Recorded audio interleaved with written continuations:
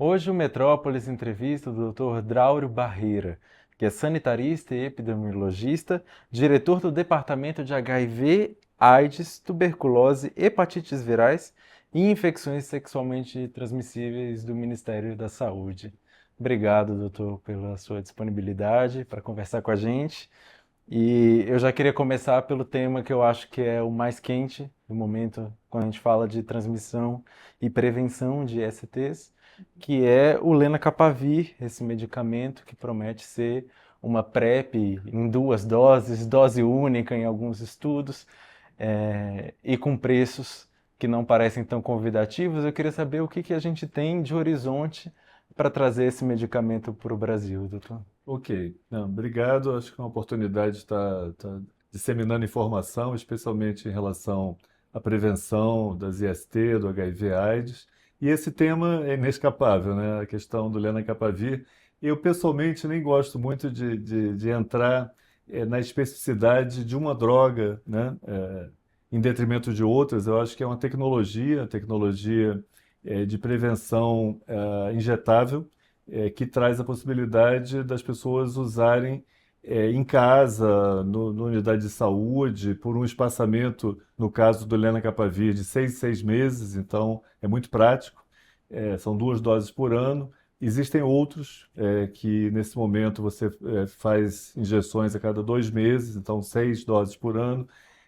Está se avançando para o espaçamento maior também. Então, a gente deve ter em breve várias drogas com diferentes tempos e formas de aplicação, né? O lenacapavir são 2 injeções por ano, o cabotegravir são 6 injeções por ano, agora caminhando para o espaçamento maior, de 4 em 4 meses.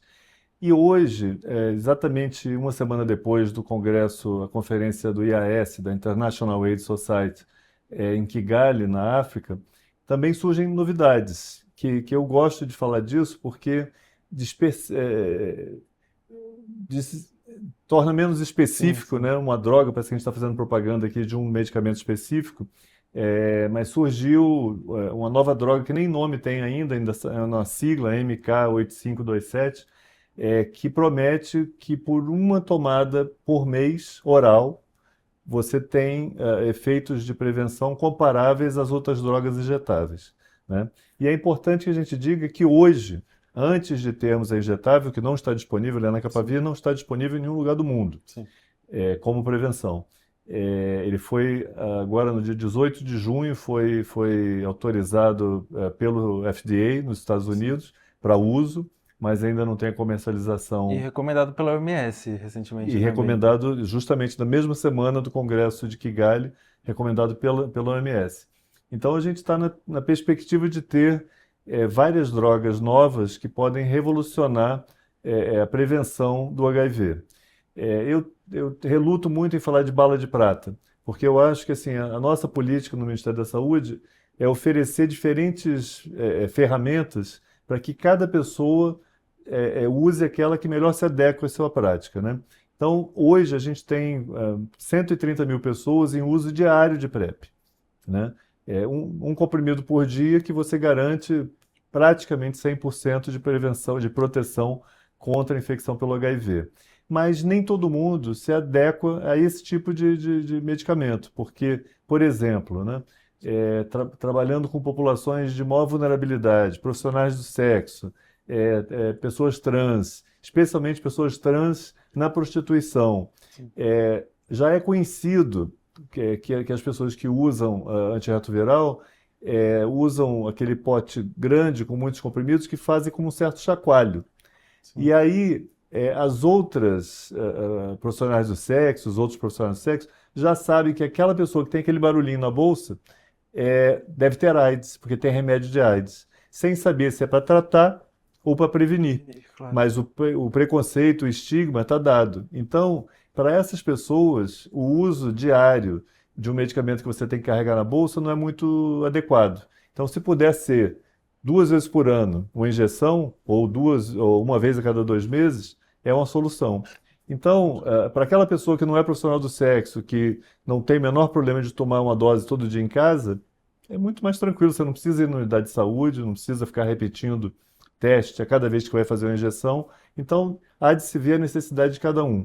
Claro. Mas, para não tergiversar e fugir da sua pergunta, nós estamos negociando, tivemos várias reuniões já, acho que 4 ou 5, temos outra agendada para a semana que vem, dia 30 de julho, com o laboratório produtor. Mas eles, até o momento, não colocaram o preço. Nós temos o preço dos Estados Unidos, que não é para prevenção, é para tratamento. E essa mesma droga, ela funciona para pessoas que já tiveram falência de tratamento com outras drogas. Então é uma droga assim de último recurso, quando você já não tem mais o que fazer. Então a gente chama de droga de resgate, Sim. tá? E por isso ela tem uma demanda muito pequena, só de pessoas que falharam, e torna o preço, dada a escala pequena, muito alto. Então nos Estados Unidos o tratamento de uma pessoa usando essa droga por ano é US$ 42.000. Absolutamente impraticável para Claro. prevenção. Quando a gente discute com o laboratório, fala, não, não tem esse parâmetro, porque uma coisa é você produzir remédio para 300 pessoas, 500 pessoas. Outra coisa é produzir para milhões de pessoas. Aí o preço vai lá embaixo. O que é lá embaixo, nós não sabemos ainda. Então, nós estamos aguardando, esperamos que na próxima semana eles nos falem alguma coisa em relação a preço, mas até o momento não tem. E do ponto de vista regulatório, eles submeteram a nova droga na Anvisa. Nós, Ministério da Saúde, pedimos tem um termo Celeridade técnico, ali, mas é claro. agilidade exatamente na resposta. A gente espera que a droga seja registrada no Brasil para poder ser comercializada. Só então a gente pode discutir a aquisição, porque antes do registro na Anvisa nós não podemos, Claro. né? Então a gente precisa preço, não sabemos, e registro, aguardamos. Claro, e ainda teria que passar por toda a regulação da Conitec, né, doutor, para Exatamente, poder ser exatamente. adotado no SUS. A gente já inclusive, tem discutido com outro laboratório, que é produtor de outra droga, cabotegravir, que também é de tecnologia injetável, de prevenção, e vão submeter agora a Conitec, concorrentes, né? Então, está uma certa corrida aí pelo registro. Desculpa, a outra droga já foi registrada, mas vai se submeter à Conitec para que seja possível incorporá-la no SUS. Mas, novamente, o preço também é proibitivo. A gente está aguardando aí a própria concorrência nos favorecer Claro. nas negociações. É interessante também falar, doutor, porque quando essas notícias desses remédios injetáveis começaram a aparecer na imprensa, muitas pessoas confundiram essas injeções, esses medicamentos, com uma Vacina. vacina para HIV. Que diferencia uma coisa da outra, doutor? Não, o mecanismo é completamente diferente, porque um é celular e o outro é imunológico. Enfim, eu vou simplificar. Uma coisa a vacina cria a imunidade, desenvolve a imunidade do corpo a um agente externo. Pode ser uma bactéria, um vírus, um protozoário, qualquer coisa. Então, é uma imunidade provocada que as células é, é, é, é, de- que conferem imunidade protegem ao longo de um tempo variável, podendo ser pela vida inteira ou por um prazo de alguns anos, digamos. Por exemplo, a vacina de hepatite B, você faz 3 doses na infância e faz um reforço e para a vida inteira você está imunizado. Outras vacinas, como a da Covid, você faz anualmente, faz por um período menor, dada a mutação do vírus. Então depende muito do agente. No caso, dessas drogas injetáveis para prevenção, elas não são vacinas. Elas duram o período de 2 meses, de 6 meses, a depender da droga, e elas apenas impedem a entrada do vírus na célula humana. Elas não criam um sistema de células sanguíneas que têm imunidade contra aquele vírus, o vírus HIV. Ela apenas impede, por mecanismos químicos, a penetração do vírus dentro da célula. Então, o mecanismo é completamente diferente. Mas, na prática, impedem, né, que você contraia o vírus, seja por imunidade natural, seja por imunidade de barreira de entrada na célula. Para a população geral, pouca diferença faz. Agora, a diferença fundamental é o tempo dessa proteção. Essa proteção hoje, no máximo, dura 6 meses, porque é o tempo que a droga circula. Sim. A gente chama de long acting, ou de longa duração. Longa duração porque um remédio geralmente dura horas, pode durar dias, mas não dura meses, né? Uhum. Esse medicamento ele dura meses, pode durar 2 meses no caso do cabotegravir, 6 meses do caso do lenacapavir, protegendo a entrada do vírus na célula, mas não é vacina. E a gente também tem batido muito na tecla de que não é uma bala de prata. Não resolve todos os casos. Como eu comecei a falar, para mim, eu, Draulio, se me der a opção de tomar uma injeção a cada 2 meses ou a cada 6 meses, ou tomar um comprimido todos os dias, eu prefiro tomar um comprimido todos os dias. Então vai de cada um. E eu acho que a gente precisa incorporar novas tecnologias justamente para oferecer a todas as pessoas a oportunidade de se prevenir. Então, eu dei o exemplo aqui das profissionais do sexo, da população trans, que talvez seja beneficiada. Então, o que que a gente vê hoje no Brasil? A PrEP, né, a profilaxia pré-exposição, que é exatamente isso, tomar o medicamento antes para não se infectar, ela está crescendo de forma exponencial. Quando a gente assumiu essa gestão, nós tínhamos 55 mil usuários de PrEP diariamente.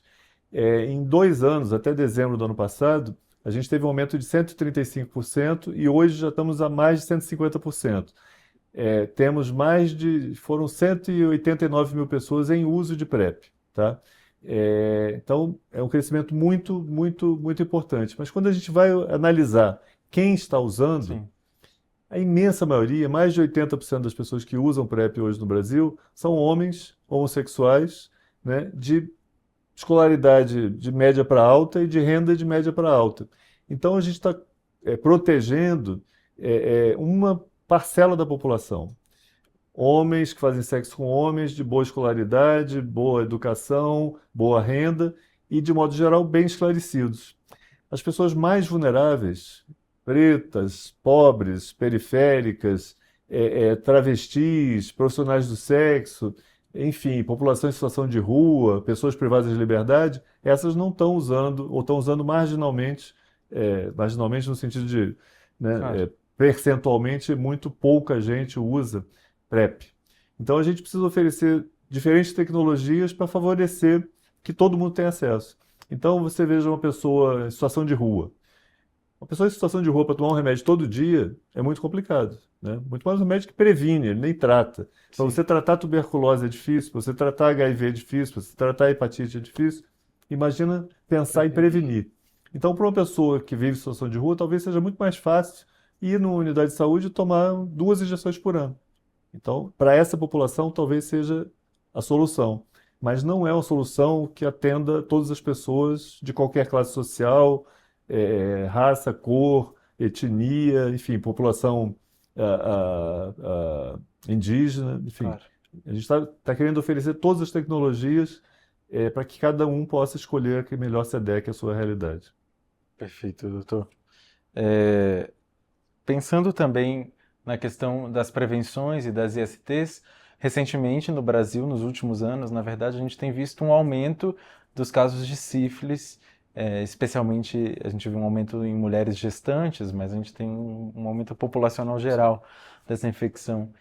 Eu queria saber o que que o senhor acha que está por trás disso e quais foram as ações que foram adotadas pelo Ministério para mitigar Sim. esse aumento, né? Curiosamente, talvez a gente tenha promovido algumas ações que até revelam isso.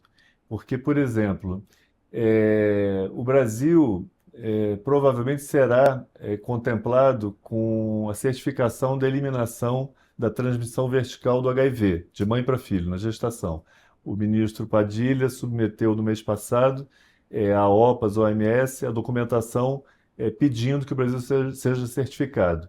Existem 19 países no mundo que não têm mais transmissão, não tem mais forte. Na verdade, a gente tem metas. A meta a ser atingida é que menos de 2% das gestantes que vivem com HIV transmitam o vírus para a criança, tá? Então, quando você atinge menos de 2%, você pode pedir a certificação de que não tem mais transmissão do HIV de mãe para filho como um problema de saúde pública. Então, essa é a certificação da eliminação. O Brasil atingiu esse ano menos de 2%. E a gente pediu a certificação, devemos obter até o final do ano. Em agosto, a OPAS, a OMS, vem ao Brasil para ver em loco, verificar em loco, e aí nos dar a certificação, que a gente espera para dezembro. Mas por que que eu estou falando isso? Porque a gente testa muita gestante para HIV, praticamente 100% das gestantes. Mais de 95%, o critério é esse. A gente testa mais de 95% das gestantes. E aí consegue detectar e consegue tratar, e aí não passa de mãe para filho, tá? É esse o mecanismo. Para sífilis, a testagem é muito inferior. Até o registro é pior. Então a gente não consegue detectar as gestantes que têm sífilis e que passam a sífilis para suas crianças, a sífilis congênita, Sim. tá? Ano passado, nós adquirimos 6 milhões de testes, o nome é Duoteste, que é 2 em 1. Ele testa para HIV e para sífilis. E com isso a gente passou a detectar mais gestantes. Então a gente está tendo um aumento de gestantes. Real? Não sei. Ou é porque a gente está detectando mais. Mas eu tendo a achar que a gente tem um aumento, de fato, porque o mundo inteiro tem.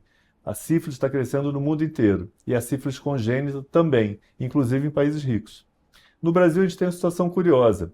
A gente está detectando mais, não tem muita certeza ainda se está detectando mais ou está tendo mais, né? Aquela síndrome do Tostines. Uhum. É, mas a gente está tendo menos sífilis congênita, o que é uma ótima notícia. Apesar da notícia ruim de termos mais sífilis, a gente tem menos sífilis congênita, porque a gente está conseguindo tratar. Então, é isso. Um número crescente de gestantes detectadas com um número menor de crianças com sífilis congênita. Depois dessa implantação do Duoteste, a gente passou não só a comprar o teste para gestantes, mas para quem quiser. Então a ideia é que a partir de agora, e agora mesmo, começou agora, já começou, a gente não coloca mais o Duoteste como um teste para gestantes, mas para as pessoas em geral que queiram se testar para HIV e sífilis. Então a gente vai ter provavelmente uma detecção aumentada de sífilis no Brasil e uma queda no futuro imediato, na medida que você detecta e trata. Então, é esse o cenário da sífilis. E eu acho que eu vou me antecipar, talvez, uma pergunta que você deva fazer, porque a gente ouve muito, que é a ligação da PrEP com os ISTs. Né? Que a PrEP protege contra o HIV, mas não protege contra a hepatite, contra a sífilis, contra a gonorreia, contra outras coisas. É verdade. Porém, não há evidências científicas até agora, isso é uma impressão. Todo mundo fala, você está tratando, está protegido contra HIV, mas não está contra hepatite, contra sífilis e tal, então vai explodir. A gente não viu isso em lugar nenhum do mundo. Por quê? Porque uma pessoa que busca um tratamento preventivo para alguma coisa é uma pessoa que está preocupada com a sua saúde. Né? Então, eu vou lá, eu quero me tratar preventivamente contra o HIV. Eu não tenho HIV, mas quero tomar um remédio para me prevenir. Se eu tenho essa consciência de que tem um remédio para uma doença que previne, eu vou também saber que existe vacina para hepatite B, vacina para hepatite A, tratamento para hepatite C, tratamento curativo para hepatite C, tratamento para sífilis, claro, 70, 80 anos. Então, na medida que você tem consciência da sua vulnerabilidade, né, do seu risco de contrair doenças e sabe da existência de outras ferramentas que se aplicam às outras doenças, você se trata ou você se previne. Então, não está tendo em lugar nenhum essa explosão que se esperava de outras doenças, de outras infecções sexualmente transmissíveis por conta da PrEP. Isso não é fato. Isso é uma impressão que as pessoas têm que até agora não está demonstrado. Até aí eu volto àquela questão. Quem está fazendo PrEP hoje? Pessoas brancas, de escolaridade alta, homossexuais.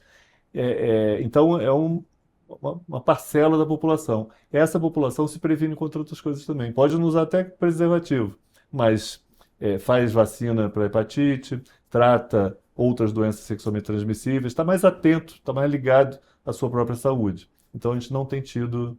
Desculpa, não sei nem se você ia me perguntar, mas eu acho que é E- importante que as pessoas saibam disso. Bom, doutor, é interessante a gente falar justamente prevenção e sífilis, porque alguns infectologistas têm defendido recentemente a ideia de um uso também de PrEP para sífilis, com o uso de antibióticos de forma preventiva, e isso tem sido um debate entre os infectologistas, né? Eu queria aqui saber a opinião do senhor como médico, sobretudo sobre essa prática da doxiprep, eu acho É que se isso. chama, não é? É, é, Na verdade, a gente está fazendo essa discussão agora, nesse momento, assim. Nós temos um comitê técnico assessor, que é um comitê que reúne dezenas, mais de 20 especialistas, muitos infectologistas, mas não só, vários profissionais de saúde, não só médicos, inclusive. E a gente está fazendo essa discussão do DoxPEP. Pelo que eu posso observar, é muito provável que nós, o Ministério da Saúde, incorpore num futuro próximo. Como eu disse anteriormente, a gente trabalha baseado em evidência, né? Tendo evidência científica de que uma droga é eficaz, obviamente isso não é o único critério. A gente começou hoje essa discussão em relação ao preço do lenacapavir. É absolutamente impraticável para qualquer sistema de saúde, não é para o SUS. Mas considerando que o SUS é o maior sistema de saúde público de países que têm mais de 100 milhões de habitantes, pagar o preço que se paga hoje nos Estados Unidos pela droga seria inviável, quebraria qualquer sistema de saúde. A questão do Oxipep também é uma questão que a gente vem discutindo, as evidências, e a partir daí a questão da incorporação na Conitec e a incorporação no SUS como mais uma ferramenta de prevenção para as IST. Estamos ainda nesse, eu não adiantaria, porque assim não é uma questão de opinião pessoal. Eu, de modo geral, sem entrar no mérito de uma droga ou de outra, tenho como norte a questão da prevenção. É sempre melhor prevenir do que remediar, né? Isso é um ditado antigo e que se aplica perfeitamente à saúde pública, né? Nada que se compare a uma vacina, por exemplo, do que você ter que tratar depois alguma patologia. E no caso do Oxipep também é uma tecnologia de prevenção que eu tenho simpatia, mas eu não recomendo a incorporação de uma droga por simpatia. Tem Claro. que ter evidências. Então, eu não me anteciparia aqui de dar uma opinião, até porque respeito muito o comitê técnico assessor, e aí não é a opinião de um especialista ou de outro, mas do coletivo, somadas às evidências que eles possam trazer e nos convencer de que é uma droga que acrescentaria ao SUS a possibilidade de prevenir também, além do HIV, é, outras ISTs. Eu estou caminhando para encerrar, doutor, mas fiquei pensando em tudo que a gente tem discutido, bastante sobre prevenção, e o senhor também falou sobre o diagnóstico, sobre a importância do diagnóstico, né? Eu queria saber quais são os focos, atualmente do Ministério para diagnosticar mais, para que as pessoas de fato conheçam seus status de ISTs, não é? Olha, se eu pudesse escrever as perguntas, eu não te agradeceria mais do que essa que você acaba de fazer, porque assim, primeiro eu queria dizer que tratamento é lei. Tratamento de HIV, das nossas enfermidades todas do departamento, né, que eu dirijo, HIV/AIDS, tuberculose, hepatites, ISTs, são direito das pessoas e dever do Estado. Então, tem a lei chamada Lei Sarney, de 1996, que estabelece como um direito o tratamento antirretroviral no país, que foi absolutamente revolucionário no momento em que só os países ricos dispunham de tratamento antirretroviral. Então, tratamento a gente nem discute. A gente discute a incorporação, né, das melhores tecnologias, e hoje a gente tem, de fato, os melhores tratamentos no mundo, comparáveis a qualquer país rico.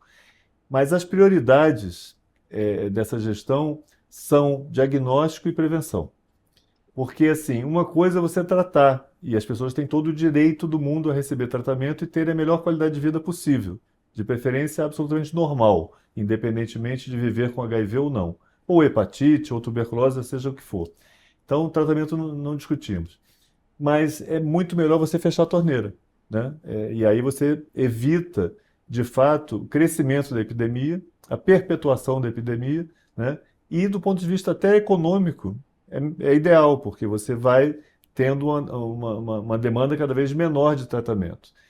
A PrEP hoje, o preservativo desde sempre, testar para saber a sua situação sorológica, combinar diferentes tecnologias de preservativo interno, externo, testagem combinada de você, antes de transar com alguém, saber o status sorológico, se você não quer usar o preservativo. Enfim, a prevenção combinada para a gente hoje uma prioridade absoluta, fazendo com que a gente apresente já esse ano uma queda na incidência do HIV no Brasil.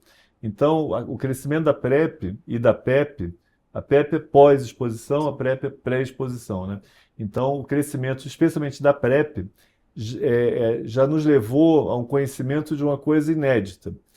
Em todos os lugares que nós temos 3 pessoas novas usando PrEP, para cada pessoa que a gente diagnostica com HIV, quando você atinge essa razão de 3 para 1, você começa a ter uma queda naquele local. Isso pode ser uma unidade de saúde, pode ser um município, pode ser um estado e pode ser o país. Tá? E o Brasil atingiu em janeiro 3,1 para 1. 3,1 PrEPs para cada pessoa nova detectada com HIV. Então a gente espera e já está conseguindo, em julho desse ano, já está conseguindo demonstrar que a gente vai ter uma queda importante esse ano na incidência. Então essa é a prioridade. É testar, você não pode prevenir sem testar primeiro. Você tem que saber se a pessoa tem HIV, né, se vive com HIV ou não. Então a testagem está crescendo muito e a prevenção está crescendo muito. São as nossas 2 prioridades, sem desprezar o tratamento. E aí, como ampliar? Essa é a pergunta de US$ 1 milhão, né? Existem barreiras de todas as ordens, sociais, econômicas, culturais, é, de orientação sexual, de todas as ordens, né? Então, para uma pessoa em situação de rua, pegando as populações mais vulneráveis, para uma pessoa privada de liberdade, que não vai sair dali, uma pessoa em trabalho sexual ou uma pessoa transexual, ir à unidade de saúde é muito mais complicado do que para uma pessoa que não faz parte desses grupos mais vulneráveis, né? Um heterossexual, cis, não tem problema nenhum de não... Tem problema sim, pode não ter dinheiro, pode não ter tempo, pode não priorizar, pode ter série de barreiras, mas não tem as mesmas barreiras que uma pessoa que está privada de liberdade que não vai mesmo, se você não for até ela, né? Ou numa travesti, que elas falam, e para mim isso é muito marcante, que elas têm a síndrome do cotovelo, que quando entra no ambiente, fica todo mundo se cutucando e apontando, pelo estigma, pelo preconceito. Então essa pessoa não vai se expor, né? Então o que a gente está fazendo? A gente está tentando levar o diagnóstico entre pares, que as ONGs, que organizações as mais variadas que possam promover a testagem, façam entre pares, que a gente consiga colocar unidades de saúde móveis na rua em horários alternativos, em pontos de prostituição, em pontos de pegação, em festas, em locais que a gente sabe que tem uma população que não vai buscar diagnóstico, né, e que tem o maior risco de se expor às IST e ao HIV. Então, a gente está ampliando muito e buscamos parcerias, inclusive com coisas totalmente diferentes e até então pouco pensadas. Copiamos também as boas práticas de outros lugares, né? O município de São Paulo está com uma experiência muito bem sucedida de máquinas de dispensação de PrEP, né? E a gente quer fazer a mesma coisa também dispensando teste, para autoteste. Então a gente quer botar máquinas dispensadoras no Brasil inteiro, que aí você está no metrô, você está no centro comercial, você está num lugar de grande aglomeração, não precisa ir na unidade de saúde, você consegue pegar um autoteste, consegue pegar um medicamento para profilaxia, para PrEP, né? Outra forma é que a gente está querendo fazer que a dispensação seja feita por correio. A gente está discutindo com os correios a dispensação que o medicamento chegue na casa, medicamento e teste, chegue na casa das pessoas, né? E não o contrário, que as pessoas tenham que ir. Isso desafoga os serviços de saúde, racionaliza e, ao mesmo tempo, dá capilaridade às ações que a gente quer expandir muito, como testagem e prevenção. Então, falando rapidamente de algumas coisas que a gente está fazendo e que eu acredito que vão ter um impacto, algumas já estão tendo, PrEP está tendo um impacto muito gratificante de ver, mas a gente quer ver também outras formas de expandir o acesso para as pessoas que têm dificuldade. Importantíssimo isso, doutor. Muito obrigado. Queria só, para encerrar, saber se teve alguma coisa que eu não perguntei e que o senhor acha que seja importante destacar Né? das estratégias. Eu tinha dúvida se você ia perguntar aquela questão da PrEP com o aumento das outras IST, já me adiantei. Eu Então, acho que... só agradeço, porque acho que parte do meu trabalho também é informação, né? Se as pessoas não sabem, elas não procuram. Elas não sabem que existe PrEP, então não vai procurar uma coisa que ela não sabe que exista, né? Claro. Então, ter a oportunidade de falar sobre isso para mim é uma parte importante do meu trabalho. Então, agradeço. Obrigado, nós agradecemos também. Muito obrigado, doutor. Metrópolis conversou hoje com o doutor Draulio Barreira, que é diretor do Departamento de HIV e ISTs do Ministério da Saúde. Agradeço vocês terem assistido e para acompanhar mais notícias sobre saúde, ciência, política e tudo mais que o Metrópolis cobre, vocês podem conferir lá no site metrópolis.com. Obrigado.